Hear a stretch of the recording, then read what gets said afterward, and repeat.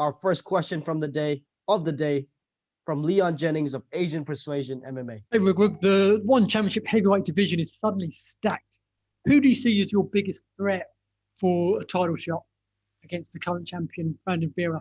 léegi nee na li muy laajte mooy ci championship bi nga xamante ni moom mooy ñëw kan nga yaakaar ni moom nga ci gën a tiit daal ci ku la mën a gaañ ci ñi nga xamante ni ñoo ñooy ñëw. Non, man tiituma si kenn. I see no threat. Non, tiituma si kenn. I'm afraid of no one. How did he see the Brandon Vera versus Arjun Bula heavyweight title fight going, which is I think going to be scheduled in the summer? Léegi naka nga gisee ñi nga xamante ni ñoom nga war a song ci sama bi di ñëw. ab lan. par rapport ak ñi nga nar a song pour été bi di ñëw. naka nga gisee. waaw dama comme sama combat bi wala yeneen yi ñëw. Are you talking about my next fight or the following one? No, Brandon Vera versus Arjun Bula, the title fight, the upcoming title fight. How does he see that fight going down? Nena, naka nga gisee Brandon Vera versus the challenger Arjun Bula. Does he have a prediction for that fight? Nena, xeex bi nga xamante ni moom moo nar jàkkaarloo Chanum Vera ak ki yore titre bi. Nena yow lan mooy sa prédiction kan nga yaakaar ni kooku moo ci daan. Non, dina am combat bu neex moom lay doon mais xaw ma nag kuy daan nag yàlla suñu borom rek ak xam mais dina doon combat bu neex. I'm not sure about who would win, only God knows, but I know that will be a great fight. Our next question will be from Jay Anderson of Cage Side Press. You know, Oumar, a lot of 2-0 fighters don't get the kind of attention that you've been getting this early in your career. I'm just curious what it's been like developing, you know, with so much spotlight and attention on you so young in your MMA journey. Nena, li mu seetlu mooy ñi nga xamante ñoom ñooy def combat yu mel nii ñu ci bari bu ñu commencé duñu am attention bi nga am. Mu bëggoon na xam yow naka nga gisee yow yaa ngi door ci lii ak ñëpp ñi nga xamante ni ñi ngi jëmale seen xel ak seen laajte ak seen attention seen intérêt ci yow loolu yow noo ko dundee. waaw man moom dama doon koo xam ne nag sama lu may dugg rek damay ñaan yàlla suñu borom jël si doon si paix ndax loolu sama gëm-gëm la lu nekk si man la. That's my belief. I believe that in everything that I start, I have the goal to be at the top. So and I pray God to help me achieve that goal. And have you thought, progressing as quickly as you have, about how soon you could make it to the top of one's heavyweight division? Like when you dream, when you think about this, do you think maybe a title fight in 1 year or 2 years? What's your expectation? Nena, yow na boo xoolee sa progression ni mu gaawee nii dafa bëggoon xam yow kañ nga yaakaar ni ci ngay jëlee titre champion poids lourd est-ce que ci benn at la fileeg benn at wala fileeg ñaari at lan nga yaakaar kañ nga yaakaar ne ci ngay mën a egg noonu ci kaw. waaw loolu moom liñ ci xam nga luñ ci mën a wax nag lu bëri dañuy bañ jiitu yàlla lépp yàlla suñu borom moom moo yor mbir yooyu mais ñun am nañ suñu gëm-gëm boo xam ne tey jii incha allah na combat yi dox rek incha allah li si kanam rawuli bët quoi man moom ay benn at ak ñaari at ak non man xale laa damay liggéey maa ngi sama yoon waaw lu ma yàlla jox rek ma jël mais gëm nañ ni man incha allah waaw sama bët moom mooy li ma faral di wax rek sama bët moom tegu ma ko si combat yi yëpp waaw si man lu ma tax a jóg mooy belt bi moo ma tax a jóg. lan moo tax a jóg. belt bi. Okay. As far as I see, I'm not focused on the fight that I'm going through at this point, but that's the step that I have to go through. And in my faith, I believe that I have to face every fight with the same conviction and the same strength. For now, I'm young, so I don't know how long it will take. It's not in my hand, it's in God's hand. I don't know how long it will take, but I'm aiming at the belt because I want the top, but I cannot tell you how long it will take me to get there. Our next question here will be from Reug Reug of My MMA News. You know, as Jay mentioned, right, they're kind of a fighter who has gained a lot of spotlight and hype very early into their career. And I'm just wondering, especially as you continue to build up the hype and win more fights, do you feel any pressure from being looked at as a guy who, has so much attention on you right now? léegi nee na comme question bi nga xamante ni moom la jeey laajte léegi. koo xamante ni dafay doori commencer rek. ñëpp tekk bët. te yow yaa ngi développé li nga xamante ni moom nga commencé est-ce que sentiro benn pression boo xamante ni moo tegu ci sa kaw. ci koo xamante ni dafay doori commencer rek daal. est-ce que sentiro pression bu ñu teg sa kaw noonu. non pression mës sa tegu si kaw sama kaw ndax ñun lu ñuy def rek dañ koy booleeg suñu gëm-gëm comme mooy sànq li ma wax rek dañ ko booleeg suñu gëm-gëm ñun duñ dox si pression ndax ñi ñuy seetaan yàgg nañoo nekk si géew kon ñun mësuñoo dox pression si dara yàgg nañoo teewal Sénégal international tamit kon ñun mësuñoo am pression si loolu kon duñ ñëw ba fii di am pression non. I'm not feeling no pressure at all. As I said earlier when I was talking to Jay, I am progressing based on my faith. And everything I do, I put that faith on top of everything. And this is not new to me. I have been progressing. I have been fighting all over, even at an international plan for my country. So I'm used to being in the middle of an arena. This is not new, and I have no pressure. I'll be okay. Our next question will be from Dwi Wijatmiko of bolasport.com. African fighters has been dominating in UFC right now with Adesanya, Ngannou, and Kamaru Usman. How do you see this? And especially as your career, yourself career in one championship, as we know that now there are no African fighters who champion in one championship. Nena. Ci championship bi nga xamanteni mom nga nek amon na ñaari beur yo xamanteni africain lañu comme Ngannou ak Kamaru Usman neena nak légui te ci championship bi gisul ben wolof asafula gisul ben africain bo xamanteni mi ngi nek ci tête bi légui yow naka nga gisé lolu. waaw loolu moom lu ma si wax du bëri ndax ñaan naa yàlla suñu borom dem ba téye woon championship doon seen poids lourd dem ba téye woon championship seen beltis poids lourd incha allah te loolu day am bu soob suñu borom ndax ñu ngi siy liggéey gëm nañ suñu bopp xam nañ lu koy maye. As far as I know, I'm praying and I know that I have the faith. I'm praying to one day hold the belt of the one championship. I'm working hard as well to win that. And I believe in myself. So I know that the African, we don't find them yet, but I will be the one, God willing. How many fights do you targeting to do this year? We know you just made your debut at one championship in January, and now you're fighting again. How many fights do you targeting to do this year? Nena seetlu na ni yaa ngi def sa bëre bu jëkk yaa ngi ko def mois de janvier ñaata xeex nga yaakaar ni moom nga nar a am ci at bi. ci at bi waaw ñu nag waa championship nag dañ xam nga dañoo signé 5 combats.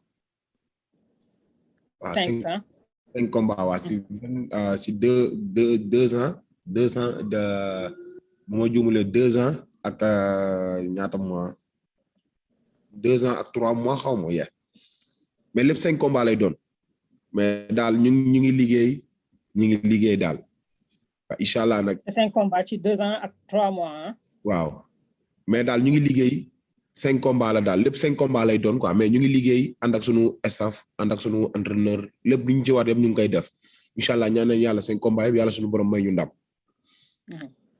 Okay.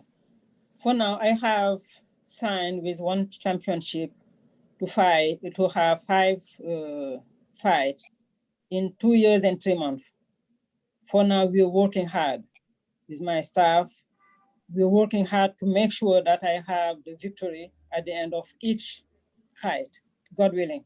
Our next question will be from Ivan Stewart of Dugout Philippines. Despite having a 2-0 record, has it ever crossed Oumar's mind that he's now closer to a possible world title shot against either Vera or Buller if he beats his opponent on first day? léegi ñetti xeex yi nga def yëpp danga ko gagné est-ce que mosoon na jàll sa xel rek nii di nga dem ba jàkkaarloog Vera wala am na keneen ku mu tudd. mu ne dinaa dem ba. Okay, are you asking if I would fight with them? Exemple nee na dafa bëggoon xam après ñaari bëre yi nga def soo gagné bii di ñëw est-ce que jàpp nga ni di nga gën a jege pour jàkkaarloo ak Vera wala am na beneen tour bu mu wax ñeneen champion yi fa nekk yoo war a xeexal. waaw ñun moom pare nañ ci bépp côté. ñun pare nañ ci bépp côté ñun ku ñu yàlla boole rek ñu jël adversaire bu ñu am rek ñu jël waaw ñun dawuñu kenn tiituñu kenn ay xale nañ dañuy liggéey ku bëgg lu mit nag ku ñeme akara moom il faut nga bëgg kaani nag loolu moom waxu sénégalais la. waxu sénégalais la de okay. For now I feel that I'm ready to fight with any opponent. I'm afraid of no one. I'm shy in front of no one. I'm young and I'm fighting hard. There is a meal in Senegalese culture that needs a lot of hot pepper. So whoever wanna eat that type of meat need to be able to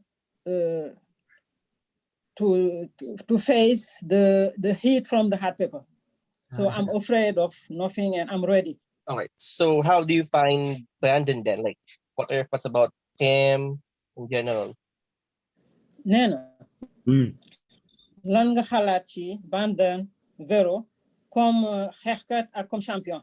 waaw man lu ma si xalaat bëriwul ndax man daal instant bi maa ngi sama yoon maa ngi entraîné man bu ma paree si faat kun ma jox man I don't care ku ñëw baax na. Yeah. Okay. For now, I'm not thinking about him that much. I know that I'm ready to meet anyone. I'm training hard and I don't care. Whoever comes, I'm ready. Next, Simon Romero of Behind the Grid. Can you talk to us about what life was like growing up in Senegal and how you actually came to terms with becoming an MMA fighter from a country like that? Nena, dafa bëggoon xam naka la sa dundu meloon bi nga nekk xale di màgg ci Sénégal ak naka nga def ba jóge foofu ñëw di nekk ci lutte MMA te jóge ba Sénégal. Ok waaw Sénégal comme xale la muy def rek tërëri dem jàng bàyyi jàng dem géej bàyyi géej commencé bëre ndax man ëtt bi ma dëkk ëtt bëre la waaw samay papa yëpp doon loon bëre samay maam yëpp doon loon bëre ma ñëw jaar si seen tànk may ma après yow waaw okay. Coming from Senegal, I can first say that I grew up going to school first and then leaving the school. After that, I started very young wrestling because I come from a family where people wrestling, where people were used to wrestle, like my dad and everybody in my family. Go ahead, Oumar. Oumar eggale. léegi yàlla def ñu commencé bëre man dama doon bëre ñaari lutte muy maanaam lutte sans frappe ak lutte avec frappe lutte sans frappe téye naa ko 5 ans yoo xam ne maa téye titre bi. Lutte avec frappe 5 ans. liñ teg Sénégal ma jël 5 ans yoo xam ne non sans frappe. waaw sans frappe. non sans frappe. luñ fa teg si Sénégal ma jël ko. moo ne ma meilleur lutteur def maanaam jël naa meilleur lutteur lu tolloog 4 fois wala 5 fois. may dem équipe nationale di dem Niger ok. So as far as fighting, wrestling, I was fighting without strike and also fighting with strike. For the fighting without strike, I have took the title 5 times. I have been 4 times the best fighter. And I was fighting at the national level as well as the local level too on my continent. waaw bu ñu jógee foofu après ñuy dem équipe nationale di dem drapeau CEDEAO drapeau chef de l'état yooyu yëpp jël naa ko dem équipe nationale capitaine 2 fois dem fi Dosa dem fi francophonie yooyu yëpp ma jël samay médaille lépp mu ngi kër ga mu ngi jógee foofu commencé bëre arène am naa 15 combats arène 0 défaite. 15 combats 0 défaite, ok. waaw bu ma jógee foofu après nag c'est là dem États-Unis commencé dem États-Unis 2016 commencé nekk foofu di entraîner bu ma demee amee combat dem États-Unis entraîner ñibbisi ma pare. waaw léegi ma commencé. taxawal foofu tuuti. ok 2016 nga dem États-Unis. all right. So 2016 laa commencé dem États-Unis. I have also won many titles around West Africa, CEDEAO, CDEAO, the head of states flight. I also won in the Francophonie, the French-speaking area as well. I won many titles in the arena. I fought 15 times, and I won all the 15 times. No defeat. And in 2016, that's when I started going to the USA for my trainings on my continent. léegi bu ma demee commencé dem États-Unis nag laa commencé ci am combat yu mag di bëre ay combat lutte avec frappe commencé ma dem ba lutte avec frappe bi ma bàyyi ma li simple bi ma bàyyi simple bi commencé nag commencé fi ko ci MMA ndax sport bu ma neex la sport de combat la ndax nit ki sport bu doonee sa métier sport boo gis mën nga see mën a dugg boo amee publicité bi quoi. All right. So when I started going to the US for my training, that's when I started doing the wrestling with strike, and I loved it. And that's at that time that I started with the MMA fight, and I felt very comfortable with it. Since I like fighting, that's my main sport, I was comfortable. ok si laa dugg nag commencé nag si laa dugg nag commencé si ñu nag Ares si laa dugg commencé ñu nag Ares ne ma am combat si Ares ma xeex fa benn combat léegi nag sunu combat ñu nag waa Ares ñu Ares yaa ngi doon fi nga defee sa premier combat Ares sama premier combat maa ngi ko Ares man ak Sofiane Bokissou commencé nag ndax foofu ñun ak ñoom demoon nañ ba signé ñun ak ñoom 4 combats mais xam nga Covid beeg yaa ma gën a xam mu ñëw ak yàlla suñu borom ñëwal ay dogalam kon dañ koy nangoo yàlla suñu borom après ñu kit ak ñoom suñu manager muy ok. So that's how I started fighting through Ares, and I had my first fight. So I fought with Sofiane Bokissou, and I had a contract, but with the COVID, we were not able to continue, and that's just a pandemic that we have to deal with at this time. léegi après ñu tàggoog waa Ares après mu loolu léegi sunu manager muy Kedo ak sama grand muy Leyti ñu liggéey si liggéey bu mucc abi ba keroog ñuy décroché One Championship après si la ñu commencé fight One Championship waaw sama xale mu ngi noonu ak sama mag. Okay, so after that, that's how I worked hard with Kedo and Leyti, and we ended up with the One Championship. This is my life when I was younger and when I grew up. Omar and Maimona, thank you so much for your time. We can't wait to see you back in the One Circle. All the best.